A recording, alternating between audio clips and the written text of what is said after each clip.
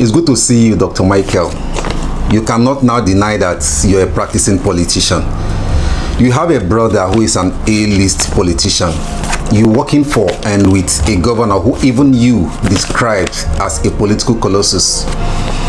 How much of a pressure does finding yourself among these two political giants place on you? Not at all. The reason why I say it doesn't put any pressure at all is because His Excellency Senator Dr. Ifeanyi Atukwa, the governor of Delta State, is working in synergy with my brother and mentor, Honorable Prince Ned Nwoko, with respect to the Delta project, with respect to the Anioma project. These are two, political giants in the Delta North Senatorial District, which is our own Anioma area, and this underscores the need for them to work in synergy towards developing the people, towards developing the Anioma region, and towards ensuring that the yearnings and aspirations of the Anioma people are met, and they have been working very closely. You see, whatever you hear that is on the contrary, please take it to be one of those propaganda, by a lot of anti-democratic persons and a lot of mischievous persons, etc., who do not want such, synergy, to be there in the first instance. And so I know what is happening. They are very much in touch. They talk on a regular basis. Okay, you can quote me. They talk on a regular basis, and of course, they discuss the Delta project, they discuss the Anioma project, etc., and they have been exchanging ideas, they have been cross-fertilizing ideas, that can, to a large extent, enhance the vision of His Excellency the Governor, and of course having a meeting points, between the vision of His Excellency the Governor, of course the philanthropic gestures of Honorable Prince Ned Nwoko. So they are working very much in synergy. Please, whatever you hear on the contrary, take it to be one of those those mischievous propaganda coming from a lot of anti-democratic persons, and some of these persons who do not want to go get a real job, but they want to stick to political propaganda. Release is a dangerous business because it does not reflect the reality on the ground. Some of these persons are capitalized. They are trying to deploy every means possible to tear them apart. But I think they have failed, because that synergy, is sacrosanct, and the synergy is very, very productive. I can confirm that to you. You have been working with Governor Kowa for some years now. People have varied perception of the governor. In specific terms, what is your honest assessment of the political evolution of Governor Kowa and his approach to governance? I've always described Governor Okowa as a political colossus, and I'm sure you understand what I mean by that. He's one who rose through the ranks politically. He understands the dynamics of the polity of the state. He's one who is able to feel the pulse of the people and know when it's palpable. He is one through his programs and policies have been able to impact on the grassroots, as it were. There is no ward you cannot get to in Delta State that you will not observe the footprint of His Excellency the Governor. And so his program and policy has been able to impact on the 270 wards of Delta State. That I can tell you without fear of contradiction. I know he's soft-spoken, he's taxiton. When I say he's taxiton, is somebody, who thinks before talking. Are you getting? But he does more, he acts more, than even what he says, etc. Look at the melodramatic changes he has brought about, in the States. He doesn't believe in grandstanding, etc. He's very focused at his job. His eyes are fixed on the ball, and he is taciturn, he's organized, and he, at every point in time, he knows what is expected of him in terms of his to-do list, etc., by way of actualizing his vision. And these things we are seeing in practical terms. You cannot walk across the 270 wards without observing his programs and policies. That's what it takes to be a political colossus. So I think Delta State is really proud to have have him as governor at this time. And of course, I also describe him as a prudent financial manager who does not just allocate resources because he wants to Father Christmas. No, you know, he is a shrewd.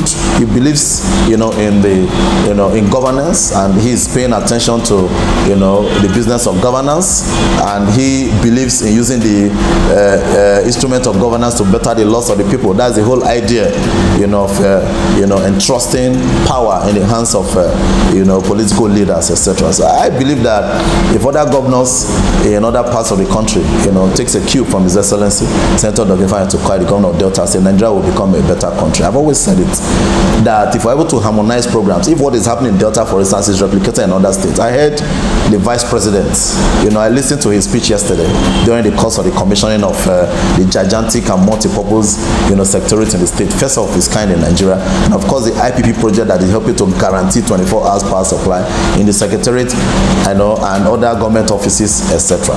You know, this clearly shows, and I listened to the vice president spoke. I'm not saying what the governor said. Let us do a third-party assessment. This is a visitor to the state, for instance, at the federal level, and he came and saw what the governor has put on the ground, and he said that this is a landmark achievement, and states can do a lot more. Other states can do same or even do more, you know. And so the man is in a hurry to deliver on his electioneering promises to the people. He doesn't want to leave any stone unturned, because we are seeing it. We are seeing him demonstrate it. We are seeing he doesn't just talk because he wants to talk, but he does more what he says, etc. And so Deltans are lucky to have him.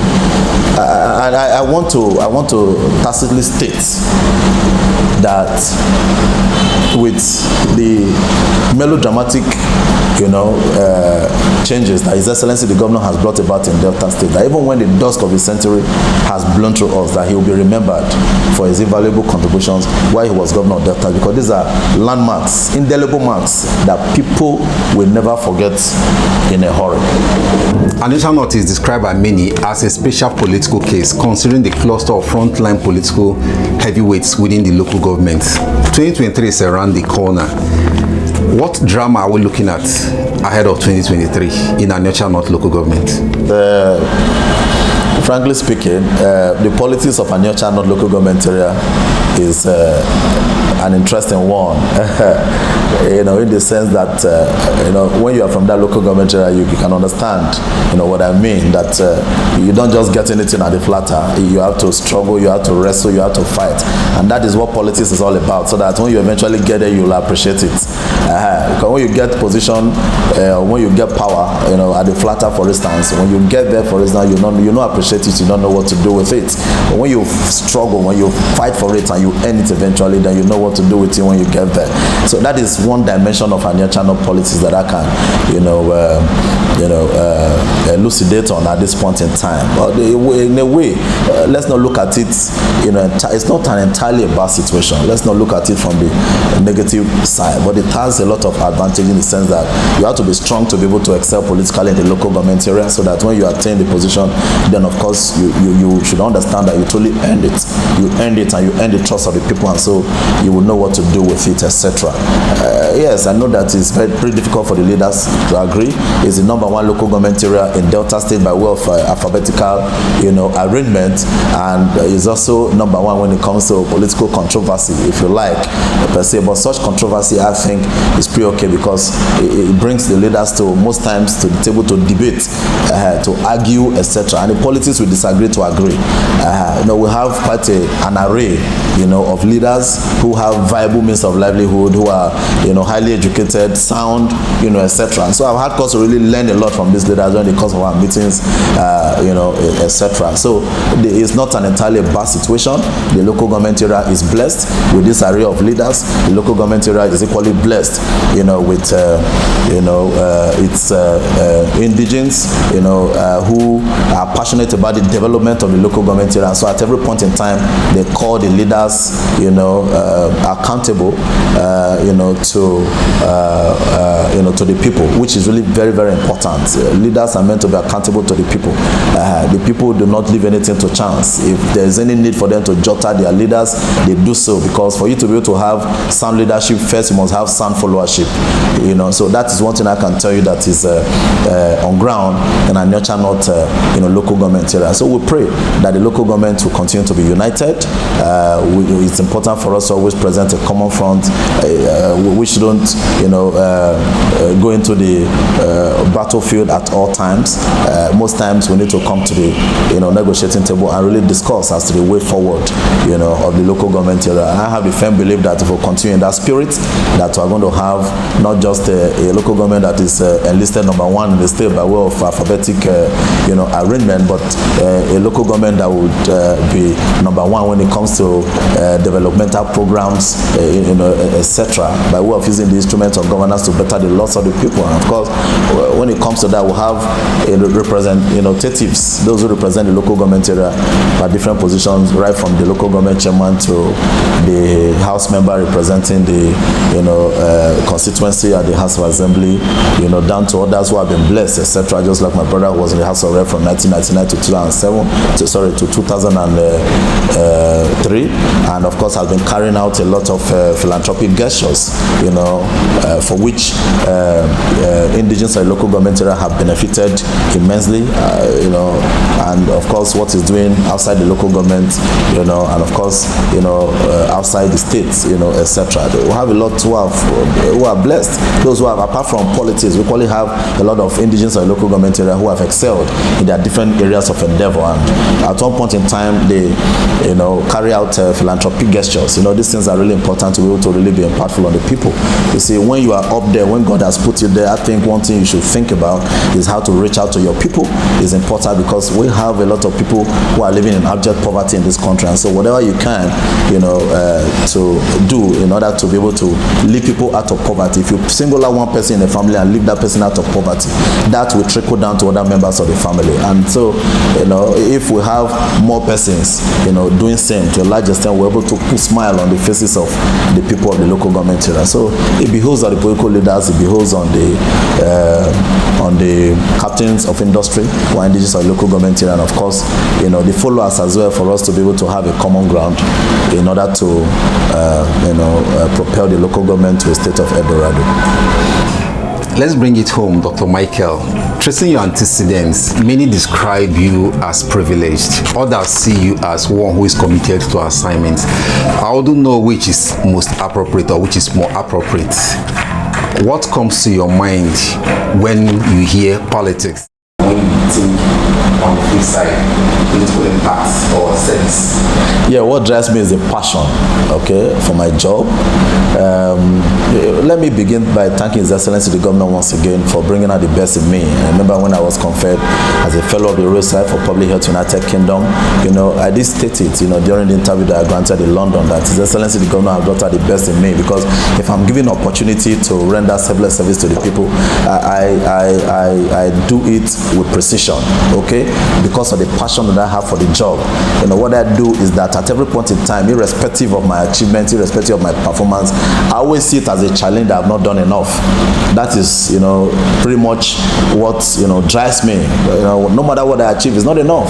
It is never enough, no matter my performance. I hear people, make commendations on my part, etc. And I tell them, what have I done? I don't think I've even done enough, to be able to deliver promptly and above board on my assignment. But again, what drives me is a passion, and in the fact that I've been given opportunity to actually do what I like to do, and that is to be impactful on the people, being able to key into the vision of His Excellency to transform the health sector. And once the health sector is effectively repaid to a large extent, you will agree with me the implication on the economy of the state. You will agree with me, the implication when it comes to the well-being, the health and well-being of the people. Health is passionate, health is personal, health is wealth, etc. So it is really a privileged opportunity for me to be able to key in effectively into the vision of His Excellency the Governor by doing what I do. So there are deliverables really, and I feel that we need to deliver promptly and above board on these assignments, so that at least to a large extent you see it. You see that the deliverables have been met, and that's one thing that gives me joy as a result-oriented person. When I see that I go out there, deliver promptly, the assignment I'm being given, and when you see the results usually they are there in the open glare for the people to see, and so that's another thing that gives me some level of satisfaction that I'm being able to deliver on the assignment I'm giving thereabout. So basically that is what drives me, and while thanking His Excellency the Governor once again for giving me the opportunity, I'll continue to do my best. I will continue to do my best towards ensuring that I contribute my quota, or my little quota if you like, towards ensuring that the vision of His Excellency the Governor, when it comes to the smart agenda, the first now we're building on the smart agenda, which is the stronger Delta agenda. What we are working towards is to ensuring that the stronger Delta agenda is actualized, okay, so that at the end of the tenure it will be on record that His Excellency did not just tell Deltans, inform Deltans that he had a smart agenda, he had a stronger Delta agenda, etc., but that there were concerted efforts, practical efforts on the ground towards ensuring that this vision is effectively actualized. That is what we are working towards really, and that is what drives us. Haven't realized the fact that the vision of His Excellency the Governor is actually unique. It is unique. It is a vision that is targeted at meeting the yearnings and aspirations of the people of Delta State, irrespective of the terrain, both in the upland, of course, in the hinterland, thereabouts. And Delta being a heterogeneous entity, it's important to have this spread of people-oriented projects, etc. And that's why when you talk about road infrastructure, for instance, it's not just concentrated in one region, but for the first time we are seeing that roads are being constructed. More roads are even being constructed in the riverine communities. And when you look at the cost of building roads in the riverine communities, you will agree with me that it is really not easy for government to be determined to constructing roads in the riverine communities, considering the cost implication of building roads in those areas, etc. So that is an indication, a very strong indication for that matter. His Excellency the Governor is totally determined towards ensuring even distribution of developmental projects across the nooks and crannies of Delta states. We are at the threshold of 2023, which means the curtain will be coming down soon on Governor Okowa's government. One of the prominent narrative is finishing strong. Knowing what you know now in this government, looking back from 2023, how would you describe the government you served in? If you look at the political kaleidoscope of the state, if you look at the developmental pattern of different administrations, right from 1999 to date, you will come to the irresistible conclusion that the legacy that is expected to be left behind by the Governor Ifeanyi Atta Okowa-led administration will be a monumental one that even future generation of leadership will find it very difficult, to surpass. Are you getting? And so His Excellency Senator Dr. Ifeanyi Atta Okowa has performed excellently well, far beyond his predecessors. That is an indication, therefore, that whoever is going to take over from His Excellency the Governor is going to be in trouble. The reason I say he will be in trouble is because already Senator Dr. Ifeanyi Atta Okowa, the Governor of Delta State, has raised the bar. He has set a very high standard when it comes to developmental strides. And whoever is going to succeed him as governor is going to be in trouble because he will struggle to sustain the standard and even, live a little bit above the standard. And of course, this brings to the fore your question. And that is to say, however, that the political elites in Delta State and the people of Delta in general must be circumspect in deciding who succeeds Governor Ifeanyi Okowa. Because you don't have to bring somebody that will come on board And instead of building on the standard and raising even the standard further, then you now see that all that has been achieved thus far by Governor Fanya Ato Kwale admission, goes down the drain. It will be very painful because a lot of taxpayers' money was committed towards achieving these developmental strides. So we cannot get anybody that will settle for less, but we must be circumspect in choosing who becomes the next governor of the state that is going to succeed His Excellency Senator Dr. Fanya Ato Kwale, the governor of Delta State, and we're on the ground towards ensuring that we look at those who are currently in the campaign pros, the aspirants, etc. So that at the end of the day, we should be able to choose the best candidate that can build on the gains of this administration and equally raise the bar further if possible. The whole idea is that we shouldn't be stagnated as a state. We shouldn't be stagnated as a state. We should make tremendous progress from one administration to the other. We should be able to make progress, tremendous progress, so that by the time the next government comes aboard, they say, yes, these are the things that we have achieved. You build on the gains, you raise the bar a bit, so that by the time we have successive administrations within the next 10 to 20 years, we can make both to say that, yes, this was how we started and this is where we are today. And we're able to make a projection. It's only on that note you're able to make a projection that the next 20 years, the next 30 years, this is where we expect to be. Such projection is very important, and for you to be able to make such projection to a large extent, you must be corporately involved. The people of Delta State must be corporately involved in what happens in the polity, in the process of choosing a candidate that will come on board as governor, so that we'll not bring in somebody that will just take us to Egypt. We can't go back to Egypt. We cannot. We can't leave the land of Canaan and we'll go back to Egypt. No. What we want is a sustained developmental process in Delta State, so that at least in due course we should be able to look back to say, yes, this was where we started and this is where we are today, and this is where we expect to be in due course. Thank you so much. We look forward to having more of this journey drive towards the Yeah, the pleasure is always mine, my brother, to have you take me on any interview. Thank you, sir. Thank you so much, my brother. God bless you.